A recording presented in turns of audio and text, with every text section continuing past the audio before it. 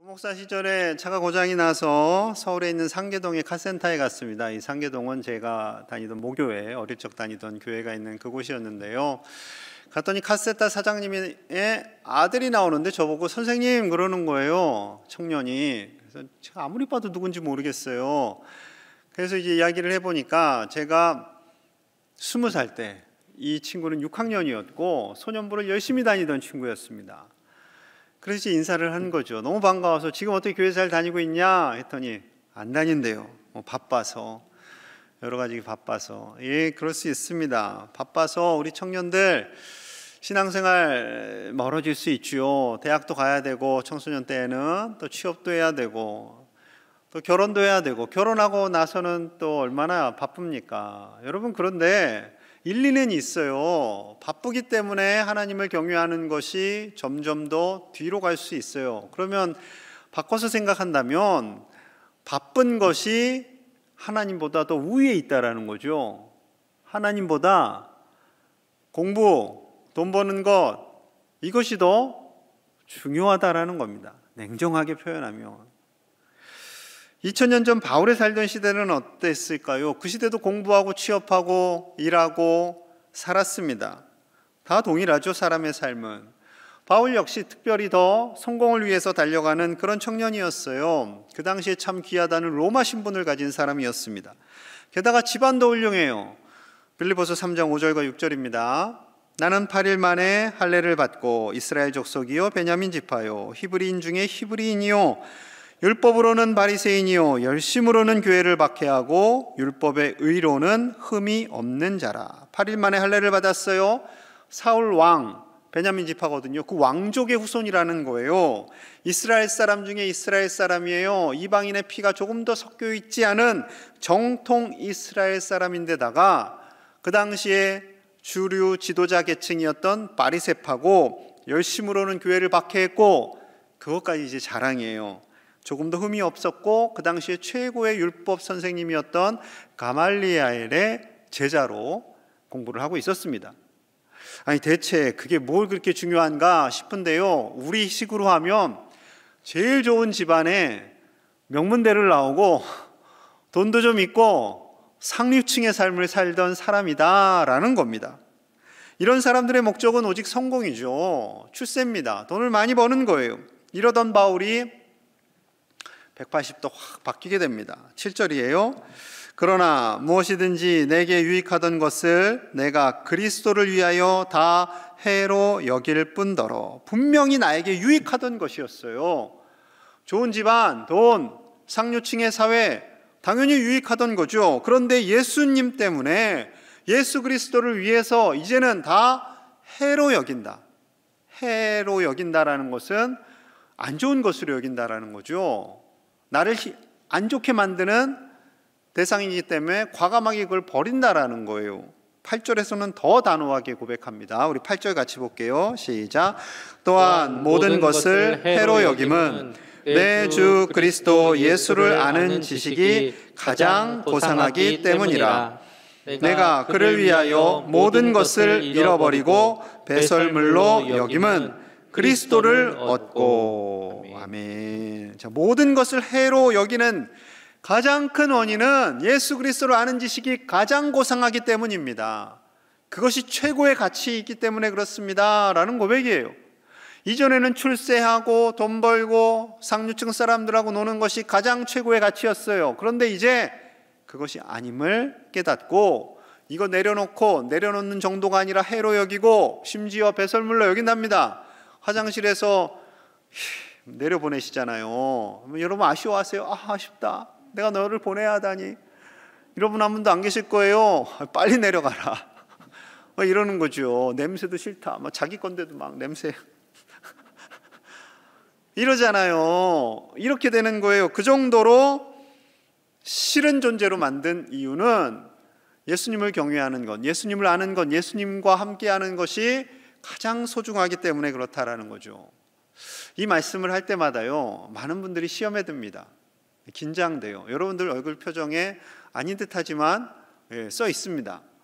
그렇다면 예수님 택하기 위해서 신앙생활 하려면 돈도 버리고 직업도 버리고 출세도 버리고 공부도 못해야 되고 이래야 된다는 건가? 여러분, 그건 아니죠. 하나님께서 우리가 이 땅에서 열심히 살기를 원하세요. 최선을 다해서 살기를 원하세요. 자, 그런데 왜 사도 바울은 성령의 감동으로 이렇게 극단적으로 말씀하시는 거예요? 이것이 맞기 때문에 그렇습니다. 사실이기 때문에 그래요. 예수님을 아는 것, 예수님으로 말미암아 구원 얻는 것이 그 세상의 무엇보다도 가장 소중함을 우리가 알고 믿음 생활하기를 원하는 거죠.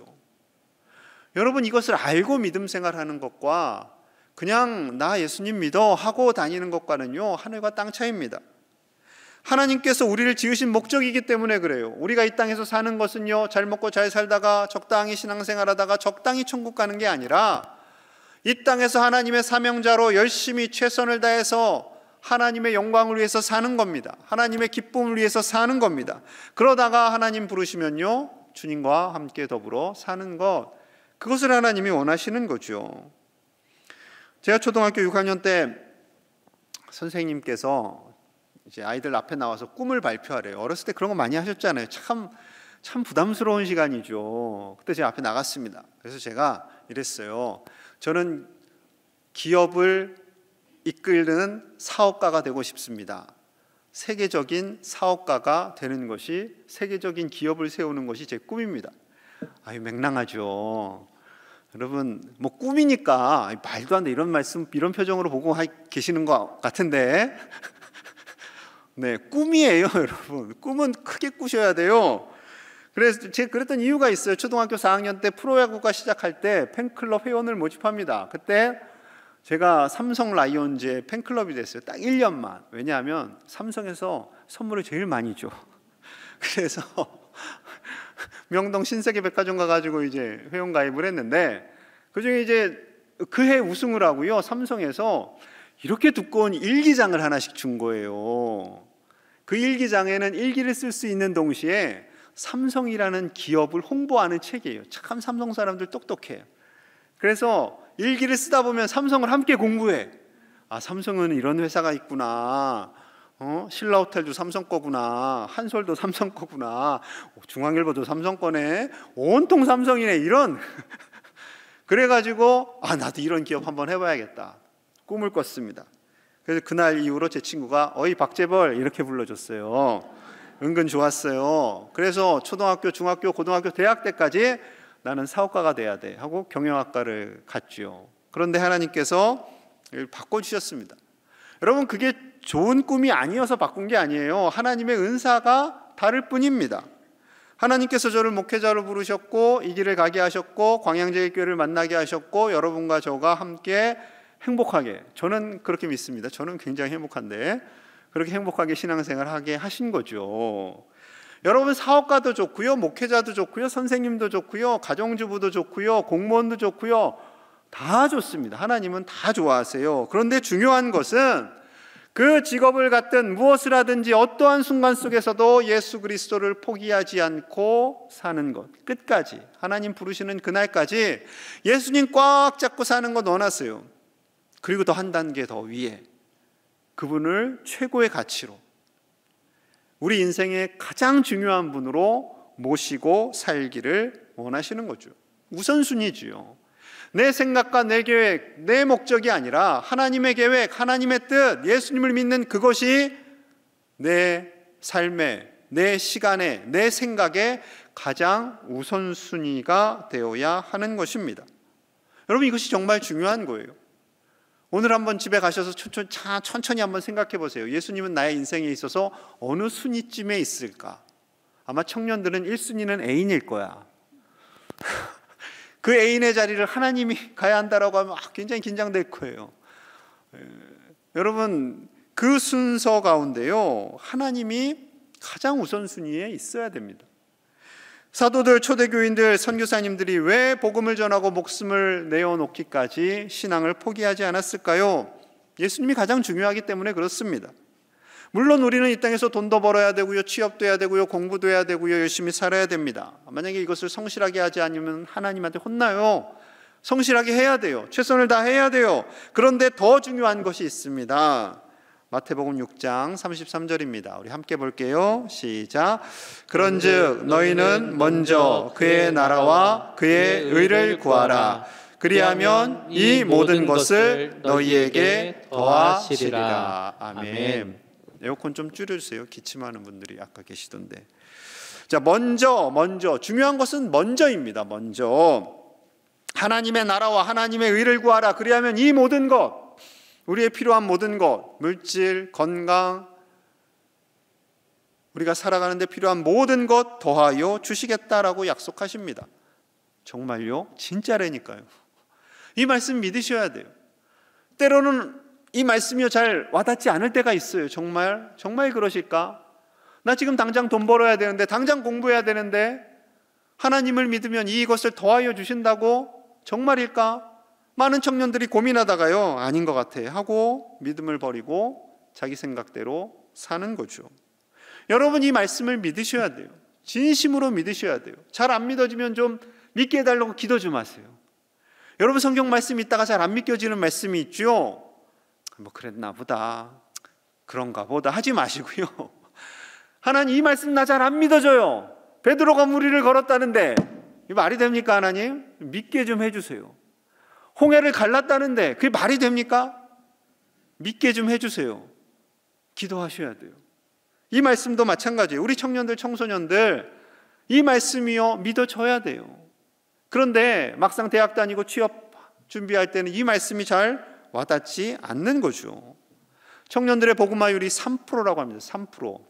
한국 기독교율이 20% 정도 돼요. 그 20%에는 가톨릭, 기독교, 이단 포함, 이단 교회들까지 다 포함이에요. 자, 그런데 청년들 때 되면 3%로 되는 거예요. 여러분, 어릴 적부터 신앙생활 해보신 분들은 알 거예요. 초등학교에서 중학교 갈 때 아이들이 좀 떨어지고, 중학교에서 고등학교 갈 때 또 우수수, 고등학교에서 대학 갈 때 제일 많이 우수수 빠져요. 그리고 직장 다니고 결혼하다 보면 더 떨어지게 되죠. 그러다 보니 3%예요. 3%. 여러분, 이 3%라고 되어진 이 수치가 얼마나 정확한지는 모르겠지만, 지금 이들이 나이가 들면 20%로 늘겠지. 아주 긍정적인 생각이죠. 여러분, 그런데 쉽지 않습니다. 한번 믿음을 떠나면, 한번 하나님이 내 우선순위에서 밀려나게 되면 다시 오기가 쉽지 않아요. 정말 어머니 아버지들이 목숨 걸고 기도해야 될까 말까입니다. 정말 어려운 거예요. 정말 쉽지 않습니다. 그래서 교회가 도와야 돼요. 교회가. 그래서 하나님께서 저에게 비전을 주셔서 사부 예배를 신설하게 된 거예요. 청년들, 젊은 부부 예배. 이 땅에 고등학교 졸업하고 방황하는 하나님을 떠난 청년들을 모으라는 하나님의 사명을 받아서 사부 예배를 시작하게 된 거죠. 여러분, 교회 학교와 사부 예배, 우리 청년들을 위해서 힘있게 기도해 주시기를 소망합니다. 우리 인생에요, 그 무엇보다도 바꿀 수 없는 분이 바로 하나님이세요. 그런데 하나님을 가장 우선순위에 두지 않은 상태에서 권력과 부귀영화를 갖게 되잖아요. 그럼 위험할 수가 있어요. 누구처럼? 사울 왕처럼. 여러분, 사울 왕은 우리가 닮지 말아야 할 반면교사 같은 사람이죠. 그분에게는 좀 미안하지만 하나님께서 이스라엘의 첫 번째 왕으로 사울 왕을 예비하십니다. 여러분, 첫 번째 왕으로 세울 때 하나님이 얼마나 심사숙고하셨겠어요. 그냥 적당히 대충 세우셨을까요? 결코 그럴 수가 없죠. 첫 번째 왕인데 하나님을 경외하도록 돕는 왕이 되어야 되고, 백성들을 잘 다스리는 왕이 되어야 합니다. 그래서 사울을 세우셨어요. 사울이 이제 기름 부음을 받게 됩니다. 사무엘로부터. 자, 그때 이렇게 말해요. 사무엘상 9장 21절입니다. 사울이 대답하여 이르되 나는 이스라엘 지파의 가장 작은 지파 베냐민 사람이 아니니까, 또 나의 가족은 베냐민 지파 모든 가족 중에서 가장 미약하지 아니하니까 당신이 어찌하여 내게 이같이 말씀하시나이까 하니. 저의 지파는 베냐민 지파입니다. 베냐민 지파는 가장 인원도 작았고요, 힘도 없었어요. 그리고 자신의 집안은 그 중에서도 가장 작은 집안입니다. 그 중에서 저는 가장 보잘것이 없습니다 라고 고백하고 있는 거죠. 하나님께서 이제 회중들을 모아서 제비 뽑아서 왕을 최종 결정하십니다. 사울이 뽑혔어요. 근데 사울이 없어요. 아무리 찾아도 없어요. 자, 사무엘상 10장 22절입니다. 그러므로 그들이 또 여호와께 묻되 그 사람이 여기 왔나이까? 여호와께서 대답하시되 그가 진보다리들 사이에 숨었느니라 하셨더라. 숨었어요. 도저히 왕의 역할을 감당할 수 없어서 하나님 나 숨어 있을래요. 제가 숨어 있는데도 하나님이 세워주시면 두렵기만 한 거죠. 요즘 같으면 제가 대통령상입니다. 저를 뽑아야 됩니다. 막 후보들마다 다 그러는데 이분은 나는 왕의 감이 아닙니다 라고 고백을 했던 거죠.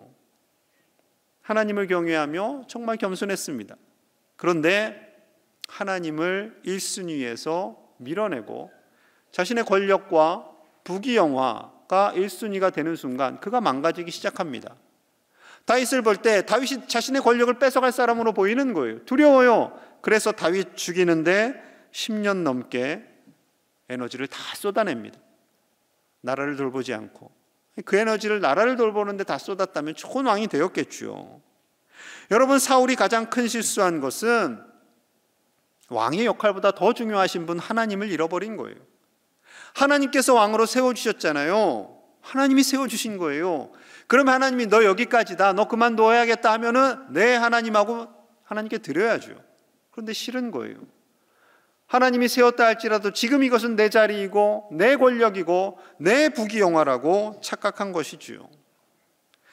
사도 바울은 예수님을 만나고 확실히 깨달은 것이 바로 이겁니다. 물질 필요해요, 성공 필요해요, 지식 필요해요.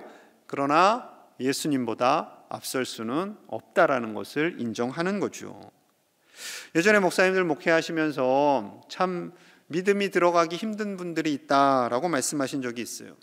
그분들이 누구냐면 어깨 너머로 예수님을 만난 분들. 그러니까 슬쩍 교회에 한두 번 오다가 별거 없네, 내지는 가족 중에 누가 믿는 분들이 있어가지고 기독교적인 단어와 용어들을 잘 알고는 있어요. 많이 들어봤어요. 그런데 교회에 나오진 않아요. 그런데 믿지는 않습니다. 그래서 교회 좀 나오세요 그러면은 예전에는 좀 다녔습니다 이랬어요. 언젠간 가겠죠. 가장 힘든 대답이 이거예요. 우리 부모님과 우리 친척은 열심히 다닙니다. 그거 어쩌라고요? 당신이 안 다니시는데. 지금 당신 다니라고 하는 건데, 그분들의 인생은 그분들의 인생이고 지금 믿음을 내려놓고 자기 생각대로 살아가는 그 사람이 주님께 나오기를 원하시는 거죠. 지금이 중요한 겁니다. 지금이 내 인생에 예수님이 왕으로 계시는가? 지금 예수님이 내 인생의 가장 우선순위로 계시는가? 이것이 중요한 거예요. 무엇이 중요한디? 예수님이 제일 중요하다니까요. 예수님이. 교회에 나오시라고 하면요, 종종 이렇게 마음에 꼬여있는 분들이 이렇게 생각해요. 목사님들이 헌금이 필요한가 보다, 그래서 자꾸 교회에 나오라고 하나 보다. 천만에요, 천만에. 이사야 1장 11절과 12절 말씀 우리 같이 봅니다. 시작. 여호와께서 말씀하시되 너희의 무수한 재물이 내게 무엇이 유익하뇨? 나는 순양의 번제와 살진 짐승의 기름에 배불렀고 나는 수송아지나 어린 양이나 숫 염소의 피를 기뻐하지 아니하노라. 너희가 내 앞에 보이러 오니 이것을 누가 너희에게 요구하였느냐? 내 마당만 밟을 뿐이니라. 아멘. 무수한 재물에 하나님이 배부르세요. 왜냐하면 천지 만물이 다 하나님 거기 때문에. 그런데 사람들이 재물을 가져와요. 와서 하나님 앞에 보이기 위해서 가져왔다라는 거예요. 나 하나님께 재물 드렸어요. 나 하나님께 예물 드렸어요. 헌금 드렸어요. 나 출근 도장 찍었어요. 이렇게 했다라는 거예요. 이것은 내 마당만 밟을 뿐이지 진짜 믿음은 아니라는 겁니다. 하나님을 온전히 만나러 온 것이 아니라는 거죠. 이사야 시대, 정말 악이 횡행하던 그런 시대임에도 불구하고 하나님을 예배했어요. 제물을 드렸어요. 하나님께 나아왔어요. 하지만 하나님께서 그것은 성전 뜰만 밟고 돌아가는 일에 불과하다라고 말씀하시는 거죠. 그들은 하나님의 나라를 먼저 구하지 않은 것입니다. 그들의 우선순위에 하나님이 있었던 것이 아니라는 거죠. 그러면 어떻게 신앙생활해야 마당만 밟지 않고 하나님께 더 가까이 나아가는 예배자로, 믿음의 사람으로 살 수 있을까요? 자, 첫 번째는요, 예수님과 하나가 되는 겁니다. 자, 빌립보서 3장 8절 하반절에서 9절 같이 봅니다. 시작. 그리스도를 얻고 그 안에서 발견되려 하매니 내가 가진 의는 율법에서 난 것이 아니요 오직 그리스도를 믿음으로 말미암은 것이니 곧 믿음으로 하나님께로부터 난 의라. 아멘. 믿음을 강조하세요. 그런데 그 믿음이 무엇이냐면 예수님을 얻고 그 안에서 내가 발견된다라는 거예요. 예수님을 뵈니까 그 안에 내가 보여요. 즉 예수님과 내가 하나가 되는 겁니다. 하나가 되어서 믿음 안에서 사는 거예요. 저를 바라보면서 예수님이 보이셔야 되는데 여러분 보이십니까? 갑자기 오늘부터 고민되네. 여러분들을 뵈면요 예수님이 보여야 한다니까요. 아, 저 사람 진짜 크리스찬이야, 진짜 크리스찬이야 라는 것이 보여야 된다라는 거예요. 여러분, 이거 목사님이라고 다 되는 거 아닙니다. 신앙생활 오래 했다고 되는 것이 아니에요. 정말 예수님이 나의 인생의 가장 우선순위가 될 때 우리는 자연스럽게 예수님과 하나가 되어가는 줄로 믿습니다. 그런 믿음 사시기를 간절히 축복합니다. 둘째는 부활을 소망하며 사는 거예요. 자, 10절 11절 말씀 제가 읽을게요. 내가 그리스도와 그 부활의 권능과 그 고난에 참여함을 알고자 하여 그의 죽으심을 본받아 어떻게 해서든지 죽은 자 가운데서 부활에 이르려 하노니. 부활을 소망합니다. 부활을 갈망한다라는 것은요 천국을 갈망한다라는 거죠.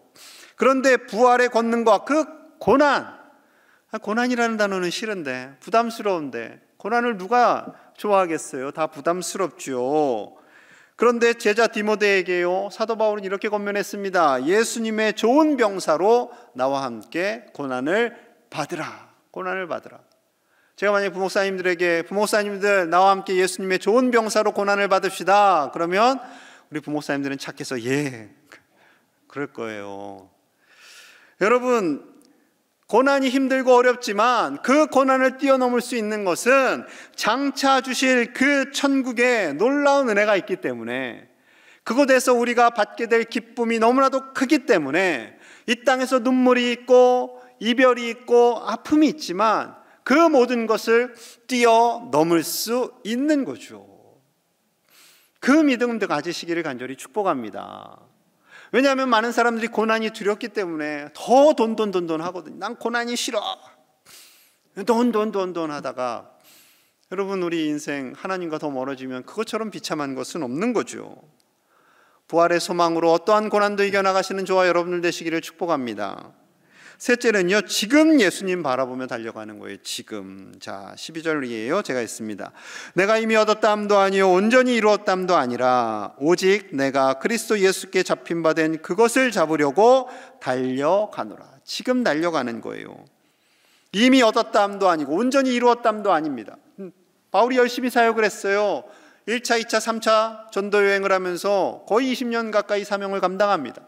그거 아직 다 이룬 거 아니에요. 자신은 달려가야 돼요. 아직 해야 할 일이 있어요. 지금 감옥에서 이것을 쓰고 있어요. 자, 13절, 12, 14절 우리 같이 볼게요. 반복해서 강조합니다. 시작. 형제들아, 나는 아직 내가 잡은 줄로 여기지 아니하고 오직 한 일, 즉 뒤에 있는 것은 잊어버리고 앞에 있는 것을 잡으려고 표대를 향하여 그리스도 예수 안에서 하나님이 위에서 부르신 부름의 상을 위하여 달려가노라. 아멘. 자, 13절 14절은 12절을 길게 설명한 겁니다.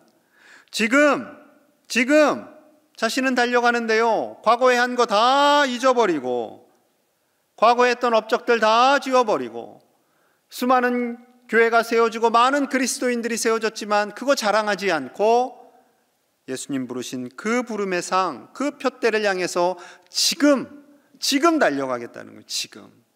지금. 과거의 신앙생활 열심히 했고 과거의 헌금 많이 드렸고 이것이 중요한 것이 아니라 지금이 중요하다라는 거죠. 지금. 프랭크 윌리엄스 선교사님이라는 분이 있습니다. 그분의 기사를 제가 읽어드릴게요. 1906년 미국에서 프랭크 윌리엄스 선교사님은 23세의 나이에 조선 땅을 밟았다. 23살의 나이에. 선교사님은 한국 이름으로 우리암, 아내는 우에리사로 정하였다. 선교사 부부는 충남 공주를 중심으로 선교를 시작했다. 한국에서 첫 아들을 낳은 이들 부부는 아들의 이름을 대한민국의 광복을 기원하는 뜻으로 우광복이라고 지었다. 그리고 올리브와 로저라는 두 딸을 낳았다. 안타깝게도 올리브는 풍토병에 걸렸고 11살 어린 나이에 숨을 거두었다. 우리암 선교사는 1906년 공주에 충남 최초의 근대식 학교인 영명학교를 세우고 교장으로 학생들을 가르쳤다. 일제 탄압에도 불구하고 민족교육에 힘을 다했다. 이로 인해 충청도의 3.1 운동은 그의 제자들과 영명학교 교사들이 주도했다. 그중 한 사람이 영명학교 졸업생이며 이화학당 학생이었던 유관순 열사이다.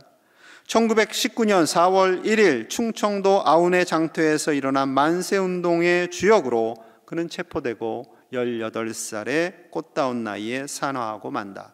서울에서는 3.1절에 3월 1일에 일어났고 지방으로 내려가면서 이제 4월 1일에 충청도에서 일어났던 거죠. 1940년 우리암 선교사와 같은 우리 가족은 일제의 명령으로 추방을 받고 만다. 우리암 선교사의 아들 우광복은 1945년 광복 후 미해군 군의관이 되어서 다시 한국을 찾는다. 그는 미군정 책임자인 하지 사령관의 통역관 및 특별보좌관으로 활동하면서 대한민국 정부 수립에 크게 기여한다. 우광복은 48명에 달하는 기독교계 인사들을 미 군정에 천거하여 요소요소의 정부 수립과 정책 입안에 헌신했다. 평신도 의로 선교사의 역할을 감당하면서 선교와 한국 역사의 발전에 큰 공헌을 하고 하나의 미랄이 되었다. 우광복 선교사는 1994년 87세를 일기로 세상을 떠나면서 자신의 동생이 묻힌 한국 땅에 묻히겠다고 하였다. 그래서 공주에 나란히 묻힙니다. 저희 가족이고요. 저 뒤에 있는 두 분이 선교사님들이고 앞에 가운데 있는 웃고 있는 소년이 바로 우광복 선교사입니다. 오른쪽에 있는 아이가 11살에 생명을 잃은 첫째 동생이죠. 다음 사진 보시면 이제 공주의 왼쪽에 있는 무덤이 우광복 선교사의 무덤이고 오른쪽에 있는 작은 무덤이 동생의 무덤입니다. 아버지는 목사 선교사로 아들은 의료 선교사로 한국을 위해서 자신의 생이 다하는 날까지 달려간 멋진 인생을 삽니다. 무엇이 그것으로 가능하게 했을까요? 그냥 미국 땅에서 편안하게 먹고 살아도 되잖아요. 하나님이 소중하기 때문에, 예수 그리스도 그 복음이 소중하기 때문에 이 땅에서 자신의 삶을 다하는 그날까지 끝까지 달려가는 인생으로 살았습니다. 사랑하는 여러분, 우리의 인생 속에 예수 그리스도를 최우선순위 삼는 저와 여러분들 되시기를 간절히 소망합니다. 그냥 적당히 믿는 것이 아니라, 주일날 그냥 예배 가는 것이 아니라 정말 내 인생에 예수 그리스도 그분만이 가장 소중하고 그분을 가장 놓칠 수 없어서 끝까지 믿음으로 믿음의 경주를 이어가시는, 그래서 하나님께서 칭찬하시는 우리 모든 제1의 가족들과 우리 청년들과 다음 세대 다 되시기를 간절히 소망합니다. 우리 함께 마음을 모아서 기도하겠습니다. 예수님께서 예수님을 가장 우선순위에 두라 말씀하십니다. 예수님과 하나가 되고 천국의 소망을 품고 하나님 주신 그 부름의 상을 향해 달려가는 우리가 되기를 함께 기도하기 원합니다. 세상의 부귀영화가 우리의 목적이 아니라 예수님을 위해 살 때 이 모든 것을 다 더하여 주시는 하나님 안에 사는 우리 제1의 가족들이 다 되게 하여 주시옵소서. 특별히 청소년들, 청년들, 우리 사부 예배를 위해서 기도해 주시기 바랍니다. 이 지역과 나라를 위해서 헌신할, 그리고 멋지게 쓰임받을 우리 다음 세대들이 일어나게 하여 주시옵소서. 함께 마음을 모아서 간절히 기도하겠습니다. 하나님 감사합니다. 예수 그리스도를 아는 지식, 그 믿음이 세상의 무엇과도 바꿀 수 없는 가장 소중한 우리의 가치가 되게 하여 주옵소서. 가장 우선순위에 하나님께서 임하시는 그 자리가 되기를 원합니다. 그리하여 우리가 바쁠 때, 힘들 때, 지칠 때, 낙심되고 눈물 날 때 하나님을 떠나는 것이 아니라 더 하나님을 붙잡고 지금 이 자리에서 하나님을 경외하며 사는 하나님의 자녀들이 다 되게 하여 주시옵소서. 잠깐 하나님을 안았다가 떠난 많은 이들을 하나님께서 다시 불러 모아주시고 사부 예배가 부흥되어 하나님만을 경외하는 예배가 되도록 축복하여 주시옵소서. 우리 청소년과 청년들 다음 세대들을 하나님께서 복의 복을 더하사 이 세대에 쓰임받는 자들이 되게 하여 주시옵소서. 예수님 이름 받들어 간절히 기도하옵나이다. 아멘.